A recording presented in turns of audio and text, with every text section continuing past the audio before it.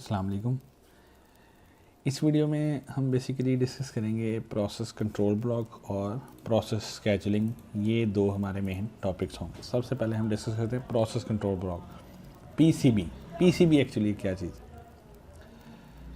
देखें, जैसे हमने प्रीवियस वीडियो में डिस्कस किया या लेक्चर में डिस्कस किया कि प्रोसेस के साथ बहुत सारी चीज़ें इन्वॉल्व होती हैं। उसमें कोड इन्वॉल्व होता है, उसमें वेरिएबल्स इन्वॉल्व होते हैं, उसके बाद उसमें हीप इन्वॉल्व होती है, उसमें स्टैक इन्वॉल्व होता है, फिर एक प्रोसेस फाइल्स को यूज़ करता है।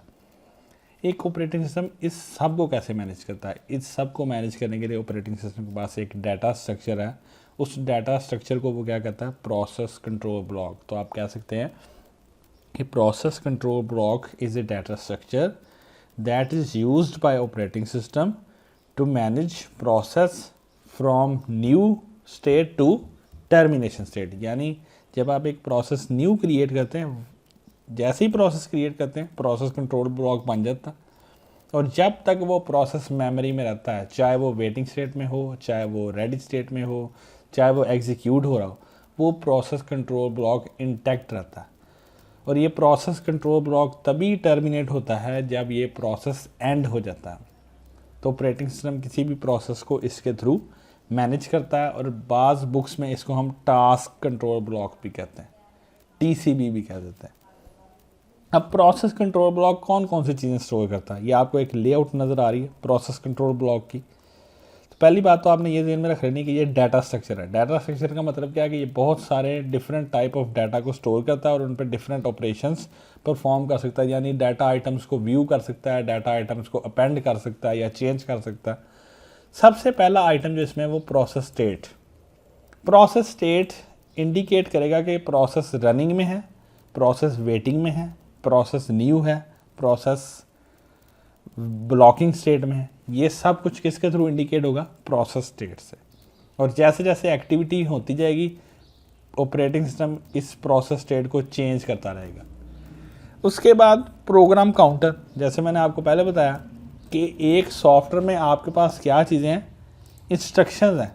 तो ये सीपीयू जो है वो इंस्ट्रक्शंस को वन बाय वन एग्जीक्यूट करता है। यानी ऐसा नहीं होता कि अगर 10 इंस्ट्रक्शंस हैं तो वो एट ए टाइम सबको एग्जीक्यूट कर दे। नो डाउट इसमें टाइम बहुत कम लगेगा, लेकिन इंस्ट्रक्शंस हमेशा one by one he execute होंगी। तो प्रोग्राम काउंटर नेक्स्ट इंस्ट्रक्शन का रिकॉर्ड रखेगा। यानी अगर करंटली सीपीयू 10th इंस्ट्रक्शन को एग्जीक्यूट कर रहा है तो प्रोग्राम काउंटर 11th इंस्ट्रक्शन का एड्रेस स्टोर करके रखेगा। यानी जिससे ऑपरेटिंग सिस्टम को ये आइडिया होता रहेगा कि अभी इंस्ट्रक्शन कौन सी चल रही है और इसके बाद किस इंस्ट्रक्शन को फॉलो करना। अब यहाँ पर एक क्वेश्चन ये आता है कि प्रोग्राम काउंटर तो रजिस्टर है, उसमें इस चीज़ का रिकॉर्ड है, तो प्रोसेस कंट्रोल ब्लॉक में उसका रिकॉर्ड रखने की क्या ज़रूरत है? अब इस चीज़ को आप ज़रा अंडरस्टैंड कीजिएगा कि लेट्स सपोज मैं यहाँ पर पेंट ओपन करता हूँ और आपको ये एग्जांपल डिस्कस करने की कोशिश करता हूँ। लेट्स सपोज ये सीपीयू है, इसके अंदर हमने एक रजिस्टर बना देते हैं जिसे हम कहते हैं प्रोग्राम काउंटर। यहाँ पर रैम है हमारे पास। रैम में हमारे पास हम कह देते हैं कि 3 प्रोसेस हैं। मैं इसको कह देता हूँ प्रोसेस 1। इस तरह मैं इसको कह देता हूँ प्रोसेस 2 और इसको मैं कह देता हूँ प्रोसेस 3। यहाँ पर हम एक और चीज़ डिस्कस कर लेते हैं, देख लेते हैं। लेट्स सपोज प्रोग्राम 1 जो है उसकी टोटल इंस्ट्रक्शंस 10 है। टोटल इंस्ट्रक्शंस 10 है, इसकी टोटल इंस्ट्रक्शंस 5 हैं और इसकी टोटल इंस्ट्रक्शंस 3। यहाँ पर मैं एक प्रोसेस कंट्रोल ब्लॉक बना देता हूँ प्रोसेस 1 का, पीसीबी ऑफ प्रोसेस 1। अब देखिए फॉर एग्जांपल सीपीयू जो है वो करंटली प्रोसेस 1 को एग्जीक्यूट कर रहा है और करंटली इंस्ट्रक्शन रजिस्टर में इंस्ट्रक्शन नंबर 5 है। यानी सीपीयू जो है प्रोसेस 1 को एग्जीक्यूट कर रहा है और करंट पोजीशन जो है वो उसकी 5th इंस्ट्रक्शन। प्रोग्राम काउंटर में वैल्यू क्या होगी? 6। अब लेट्स सपोज यहाँ पर एक इंटरप्ट जनरेट होती है जिससे CPU को क्या करना पड़ता है, प्रोसेस 1 को पॉज करना पड़ता है। अब CPU एक्चुअली क्या करेगा, प्रोसेस 1 को डायरेक्टली पॉज नहीं कर देगा, सबसे पहले प्रोसेस कंट्रोल ब्लॉक में जाएगा और इसके प्रोग्राम काउंटर में वैल्यू स्टोर कर देगा 6।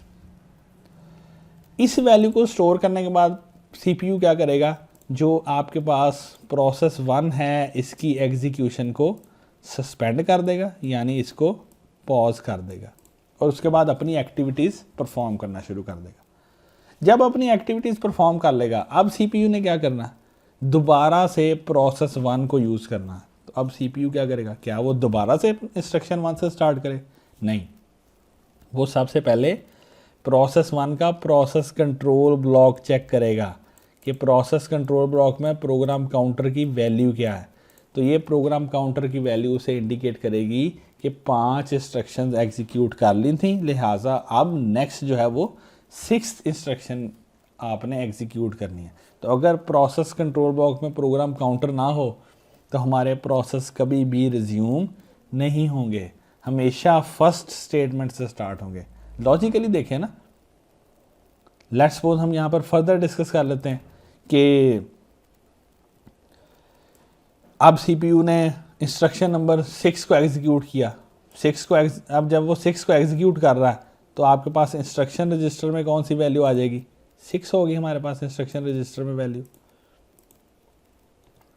और प्रोग्राम काउंटर में कौन सी वैल्यू होगी, प्रोग्राम काउंटर में वैल्यू आ जाएगी हमारे पास 7। लेट्स सपोज फिर एक इवेंट अकर करता है, यानी इंटरप्ट अकर करती है इस पोजीशन पे। अब क्या होगा, अब दोबारा ऑपरेटिंग सिस्टम क्या करेगा, CPU के कंटेंट्स को उठाएगा, प्रोसेस 1 के प्रोसेस कंट्रोल ब्लॉक में 7 स्टोर कर देगा, यानी 6 इंस्ट्रक्शंस एग्जीक्यूट हो चुकी थी और अब उसने 7th इंस्ट्रक्शन को एग्जीक्यूट करना। तो CPU क्या करेगा, अपनी वर्किंग करेगा, इंटरप्ट हैंडल करेगा और इंटरप्ट हैंडल करने के बाद जब वापस प्रोसेस की तरफ आएगा तो वो प्रोसेस को फर्स्ट इंस्ट्रक्शन से पिक नहीं करेगा, बल्कि उसका प्रोसेस कंट्रोल ब्लॉक रीड करेगा, उसमें प्रोग्राम काउंटर को रीड करेगा और प्रोग्राम काउंटर उसे ये इंडिकेट करेगा कि 7th इंस्ट्रक्शन से एग्जीक्यूशन को रिज्यूम करना है। तो CPU 7th इंस्ट्रक्शन से एग्जीक्यूशन को रिज्यूम कर देगा। तो basically program counter process control block में एग्जीक्यूशन को रिज्यूम करने के लिए यूज़ होता है। तो हम यहाँ पर लिख देते हैं मैनेजेस एग्जीक्यूशन ऑफ प्रोग्राम। उसके बाद CPU रजिस्टर्स। अब देखें, जैसे ही कोई इंस्ट्रक्शन CPU में लोड होती है, उस इंस्ट्रक्शन है जिन डाटा वैल्यूज़ पे वर्किंग करनी है, वो वैल्यूज़ भी तो प्रोसेसर में लोड होती है ना, जिसके लिए हमारे पास AX रजिस्टर है, अकोमोलेटर्स हैं, इंस्ट्रक्शन रजिस्टर हैं। तो अगर इंटरप्शन आएगी, उन वैल्यूज़ को भी तो कहीं ना कहीं स्टोर होना चाहिए ना, उन वैल्यूज़ को हम डिस्कार्ड तो नहीं ना कर सकते। तो CPU रजिस्टर्स की वैल्यूज़ को भी हम कहाँ पर स्टोर करेंगे, प्रोसेस कंट्रोल ब्लॉक में। तो इसलिए process control block CPU registers की वैल्यूज़ को भी स्टोर कर लेता है, ताकि अगर इंटरप्ट अकर करे तो इंटरप्ट के बाद जब उससे प्रोसेस को रिज्यूम करना पड़े तो उसे वो वैल्यूज़ भी मिल जाएँ। उसके बाद CPU स्केजुलिंग इन्फॉर्मेशन। स्केजुलिंग एक बहुत वास्ट टॉपिक है, जो हमारे मल्टी प्रोग्राम सिस्टम्स हैं इनमें स्केजुलिंग बहुत इंपॉर्टेंट है। तो CPU स्केजुलिंग की इन्फॉर्मेशन को भी स्टोर करता है। अब स्केजुलिंग की इन्फॉर्मेशन कौन सी है, CPU डिफरेंट स्केजुलिंग के एल्गोरिथम्स यूज़ करता है।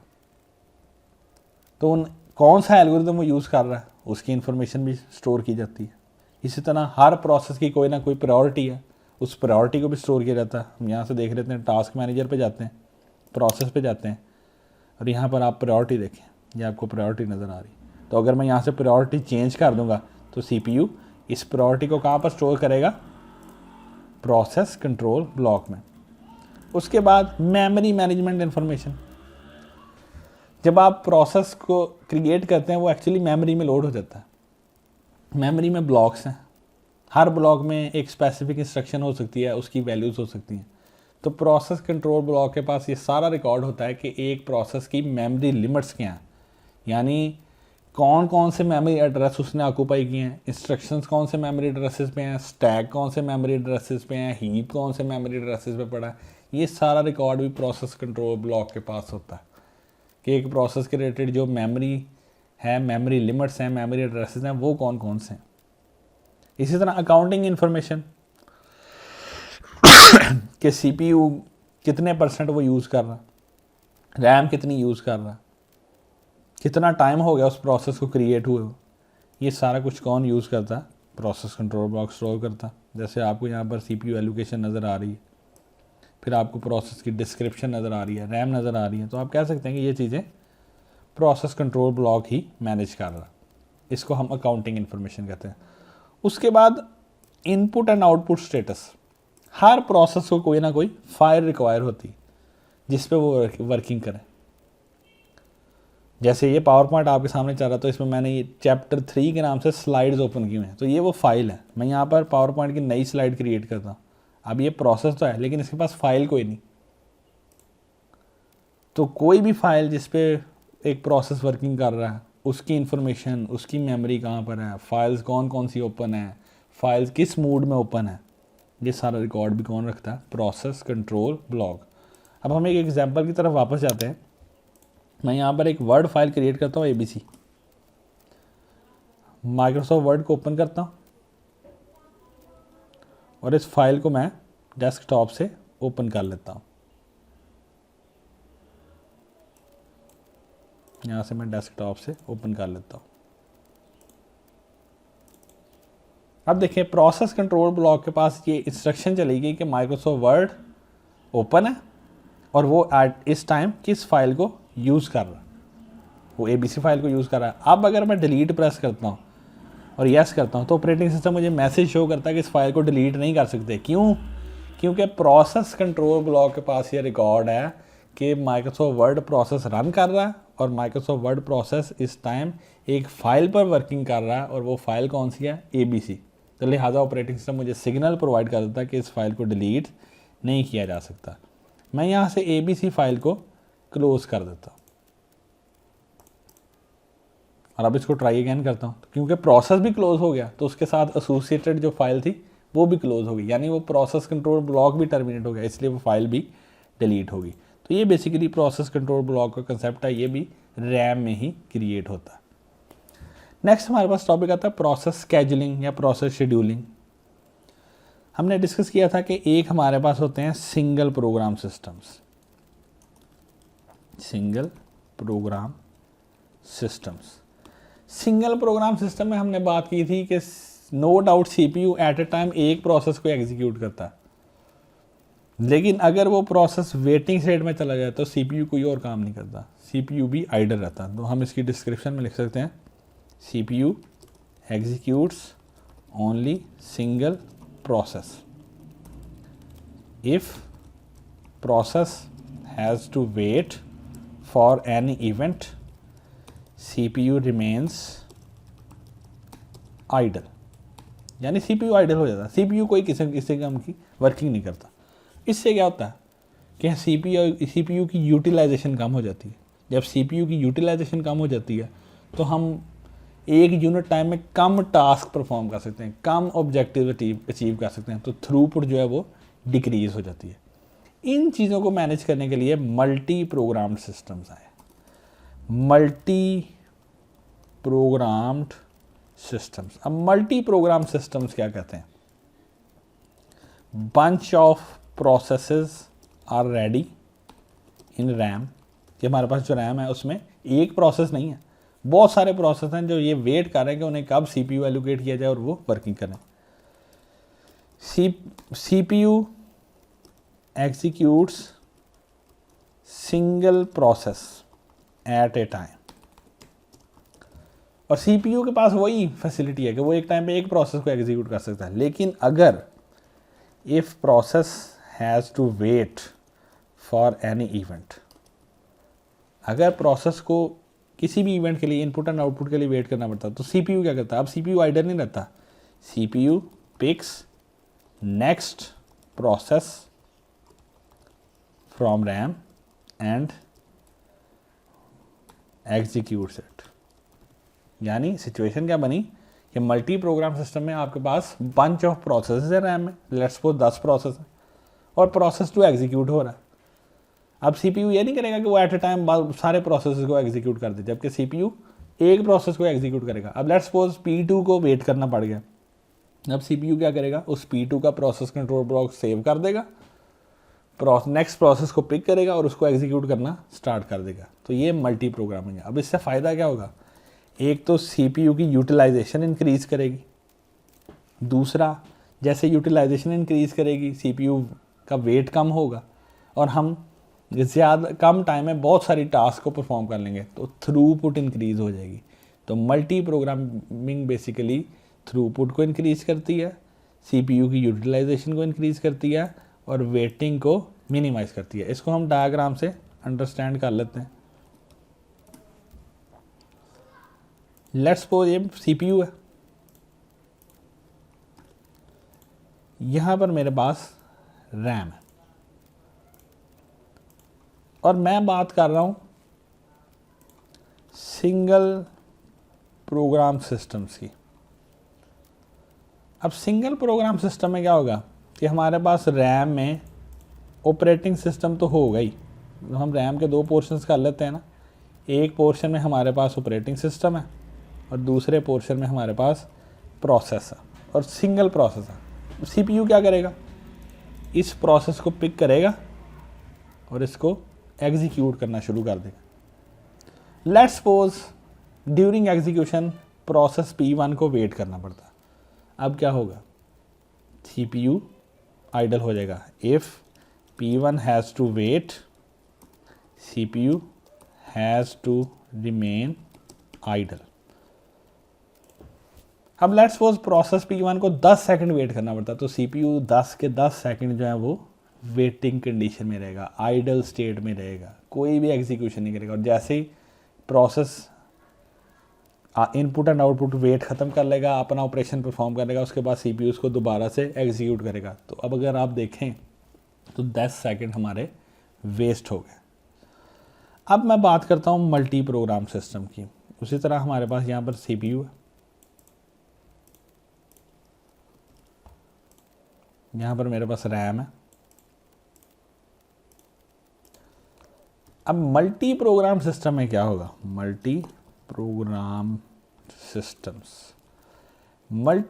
सिस्टम में क्या होगा, रैम के एक पोर्शन में तो ऑपरेटिंग सिस्टम होगा। लेट्स सपोज ये पोर्शन जो है ये ऑपरेटिंग सिस्टम है और रैम के बाकी पोर्शन में क्या होगा, हमारे पास बहुत सारे प्रोसेस होंगे। यहाँ पर लिख देता हूँ, लेट्स सपोज हमारे पास 3 प्रोसेसेस हैं, P1, P2 एंड P3। इसको हम कह सकते हैं कि ये कोई फ्री स्पेस है। अब मल्टी प्रोग्रामिंग सिस्टम में क्या है कि ये 3 प्रोसेस रेडी हैं कि इनको CPU का टाइम मिले। CPU क्या करता है, प्रोसेस P1 को पिक करता है, उसको एग्जीक्यूट करना स्टार्ट कर देता है। अब लेट्स सपोज एक इवेंट अगर करता है कि P1 has to wait for 4 seconds. अब CPU क्या करेगा, 4 सेकंड के लिए आइडल नहीं रहेगा। CPU क्या करेगा, प्रोसेस P1 का PCB सेव कर देगा, सेव्स PCB, P1 का PCB सेव करेगा और नेक्स्ट प्रोसेस को पिक कर लेगा। नेक्स्ट प्रोसेस कोई सा भी हो सकता है, लेट्स सपोज P3 को पिक कर लिया और एग्जीक्यूट करना स्टार्ट कर दिया। तो अब आप इस सिनेरियो में देख सकते हैं कि CPU ने 4 सेकंड के लिए वेट नहीं किया, बल्कि नेक्स्ट प्रोसेस को पिक किया और उसको एग्जीक्यूट करना शुरू कर दिया। अब क्वाइट पॉसिबल जो प्रोसेस 3 है उसको कंप्लीट होने के लिए टाइम ही चाहिए हो 4 सेकंड। तो 4 सेकंड में एक्चुअली क्या हुआ, एक प्रोसेस वेट करता रहा, एक प्रोसेस एग्जीक्यूट हुआ, तो CPU की यूटिलाइजेशन मैक्सिमाइज हुई, CPU का वेटिंग टाइम कम से कम हुआ और जहाँ पर हमने 10 सेकंड में एक टास्क अचीव करनी थी, हमने वहाँ पर 2 टास्क अचीव कर ली। तो ये बेसिक कॉन्सेप्ट है मल्टी प्रोग्रामिंग सिस्टम का। अब जब मल्टी प्रोग्रामिंग आती है तो CPU को ये डिसाइड करना पड़ता है कि उसने किस प्रोसेस को सिलेक्ट करना है और किसको सिलेक्ट नहीं करना। ये सारा काम कौन करता है, प्रोसेस स्केजुलर। तो मल्टी प्रोग्रामिंग सिस्टम के लिए प्रोसेस स्केजुलिंग ज़रूरी है। स्केजुलिंग के थ्रू ही CPU को ये पता चलता है कि अगर एक प्रोसेस वेटिंग स्टेट में गया है तो उसने नेक्स्ट किस प्रोसेस को पिक करना है। क्या उसने प्रायोरिटी वाले प्रोसेस को पिक करना है, क्या जो प्रोसेस को कम टाइम रिक्वायर है उसको पिक करना है, क्या ऐसा प्रोसेस जिसने मेमोरी में बहुत सारी स्पेस कंज्यूम की हुई है उसको पिक करना है, या उसने turn by turn her process को कुछ ना कुछ टाइम प्रोवाइड करते जाना है। तो ये चीज़ कौन डिसाइड करता है?